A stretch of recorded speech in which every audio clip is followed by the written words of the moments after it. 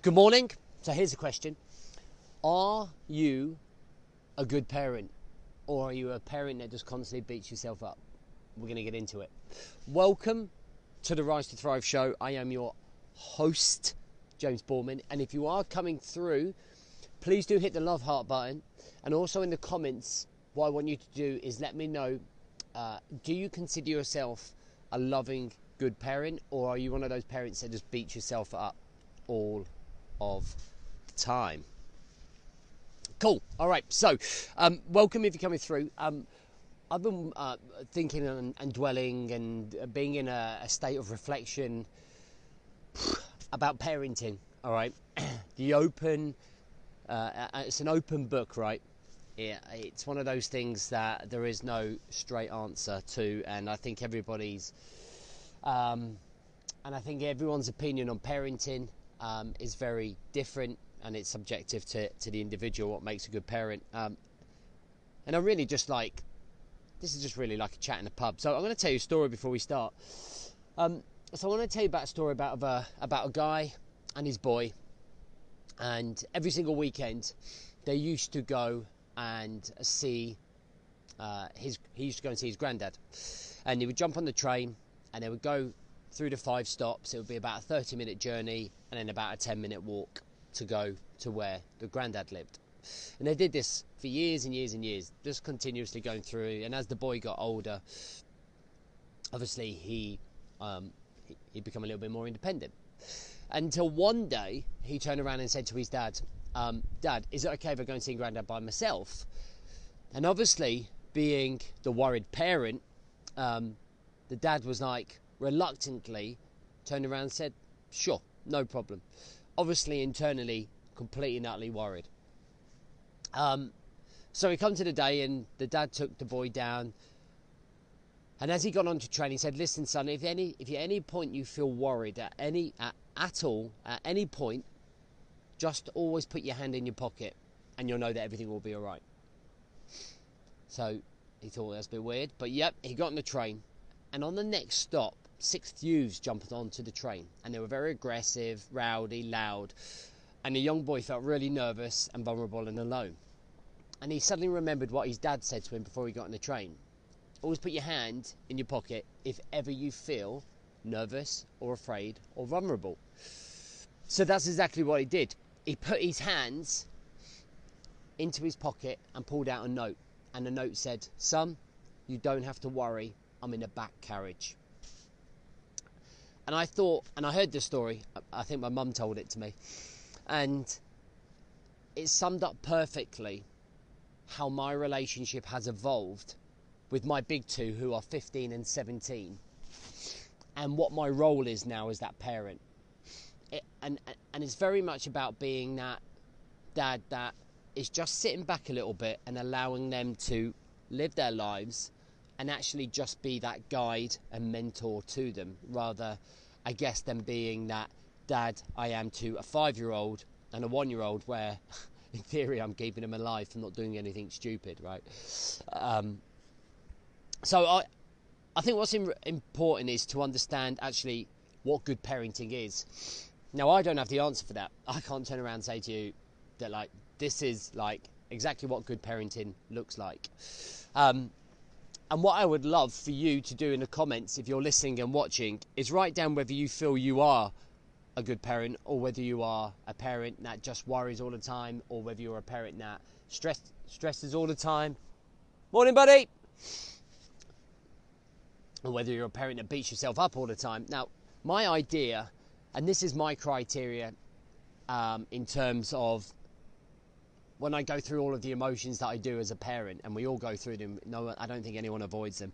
There are 3 key words that I would associate in my world what makes up and constitutes a really great parent, okay? And these 3 words are making your child feel reassured, so always reassuring them, making them feel safe, and always making them feel loved. And they're 3 words that I think out of the whole week, I knew that I was going to do this show today, and I have been thinking about the key words that I would like to associate with being a good parent. And I think if I can achieve those three things, all of the other things that kind of happen in between them, all of those other things, it doesn't matter if they necessarily come off or they don't come off, or we have arguments or we don't have arguments.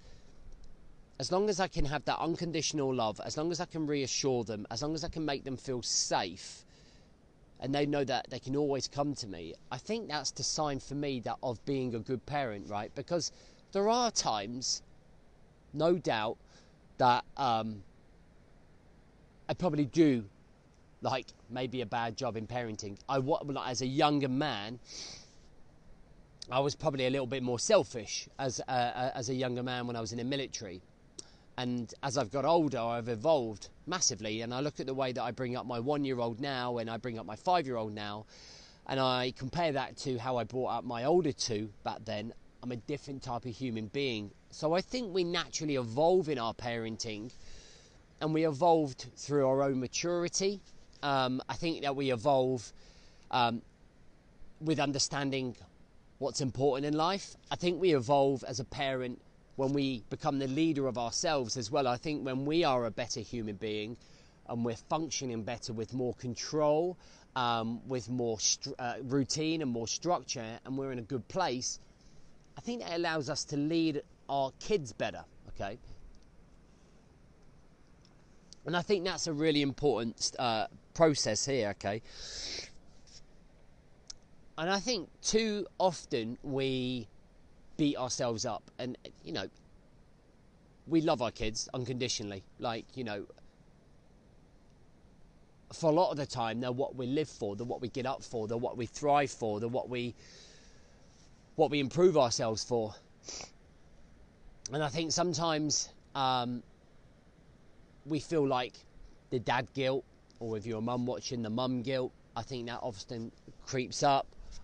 A lot of the time we feel like we should not be spending time on ourselves and spending time on the kids. When we buy ourselves something nice, we feel guilty because we really think we should be spending money on the kids. And I think if you ended up looking at a bank balance of how much money you spend on your kids and how much money you spend on yourself, there would be a vast difference, right? So you shouldn't feel guilty about things like that.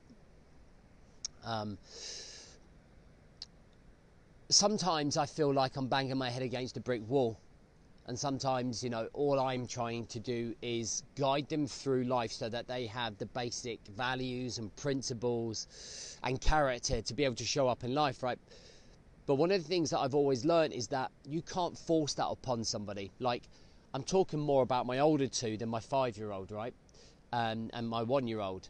So when I look at my 15 and 17-year-old, and then I think about the version of me when I was 15 and 17-year-olds, was I listening to my mum? No. You know, I was a little rug rat, okay? And I often take the approach now of very much allowing these kids to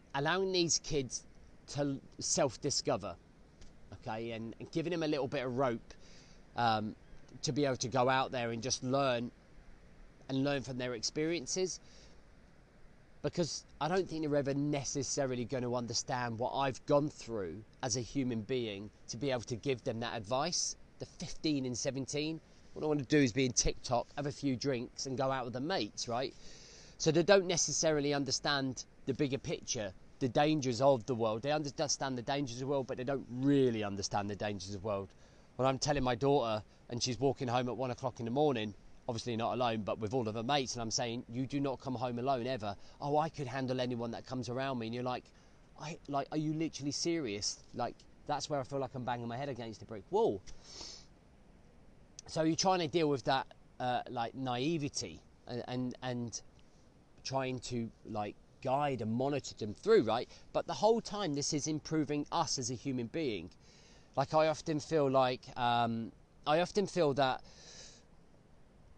parenting is the most challenging role that I will ever face or have faced. And I feel like it allows me to learn more about myself when I look at how I react to certain things, my conduct around them, the things that I'm teaching them. You know, I look at my 5 I look at my 5 and 1 year old, and I guess the way that I'm teaching them is very different to the way I'm teaching the older two. Like, we're teaching them like how to do the dishwasher, how to put the clothes in the lot, like this 5-year-old, and she's Mrs. Independent. But then I have to be careful because I don't want them to be too independent. I still want them to enjoy their childhood. Like, and something I see a lot in parents is like, I just can't wait till they're a little bit older and I can do this. And I'm like, but then when they're a little bit older, we wish they could be young again, right? So I think for me, I'm at two different parts of parenting. On one half, I've got 2 kids who are about to enter adulthood, and then the other half, I've got 2 young kids who are very young and innocent and need nurturing and guidance. And I can flip from one role to talking to a 5-year-old and a 1-year-old to then suddenly talking to a 15-year-old who's trying to choke me out or beat me at basketball, to then a 17-year-old who is actually turning into a young woman, and I'm having to look for the shotgun. So for me, my conversations range in a day between all of this, and it allows me to manage my energy, and I have to manage my energy around my businesses, around actually finding time with my wife as well. So there are lots of different things to think about in terms of being a parent. But I know that one thing is for sure, and one thing that is guaranteed, that we must, not should, we must make sure that we show up for them every single day. We must make sure that we are the leaders of our own lives to be able to lead them. I know that at any point, at any time, no matter what the argument is, I want to make sure that they feel reassured that I'm there. I want them to feel safe, and I want them to know that how much I love them.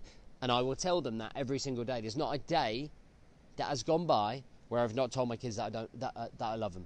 So I'll tell them every single day. It's the last thing that I text, even when if they're at their mum's. I will text them and say, "Night, love you," like out of routine. You know, always a kiss, always a high five for the boy, always a kiss in the morning. And building that reassurance in our children and that love, for me, can only prosper as they get older and feeling secure in themselves. Building that inner security in them, that they are enough, that they don't need to look at other people, that you don't need to worry about what people think of you. And I think these are sort of key things that we can impart on them as being a role model of doing that ourselves.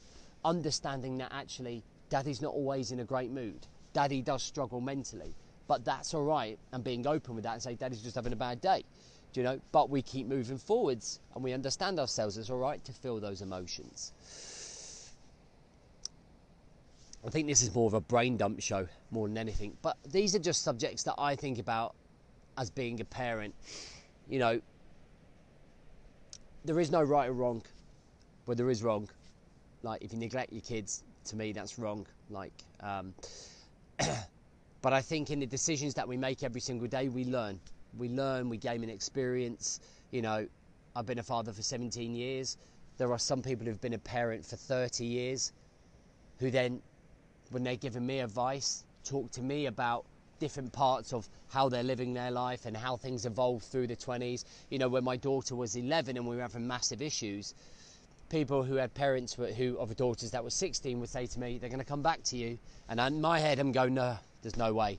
And she come back to me. So it's interesting at how we're all different stages of parenting, and we're all learning different bits. And it's like we want to collect this dad book where we gain experience from other dads, from other people. And when we talk about things openly, like what I'm doing now, we can inherently learn a little bit more and understand a little bit more. And I think that's it, really. I just wanted to talk about parenting. I just wanted to talk about some of the subjects that we go through, some of the mindsets that we go through. I don't think you should ever beat yourself up. I always look at progress. That's a really good sign to know if you're doing well or not. And I look at my daughter, who's 17, who's loving and caring to all of her friends, and I think to myself, I must have done a great job. I look at my boy, and I think, man, he loves sports. He trains with me 3-4 times a week in the gym. He looks fit. he's not quite the final product yet, but I think I've done a pretty good job bringing them up. Do you know what I mean? He knows what's right and wrong.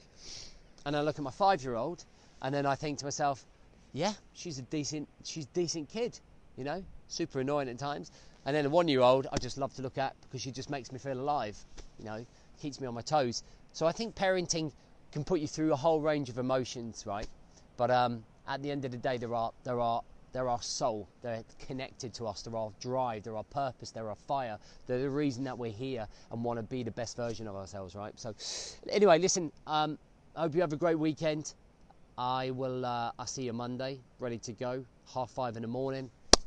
And for those who are coming on our 6-month journey, by the way, 6-month journey for those that are not members of ours already, we are doing this for the first time. So if you're on that, then we will see you Monday as well.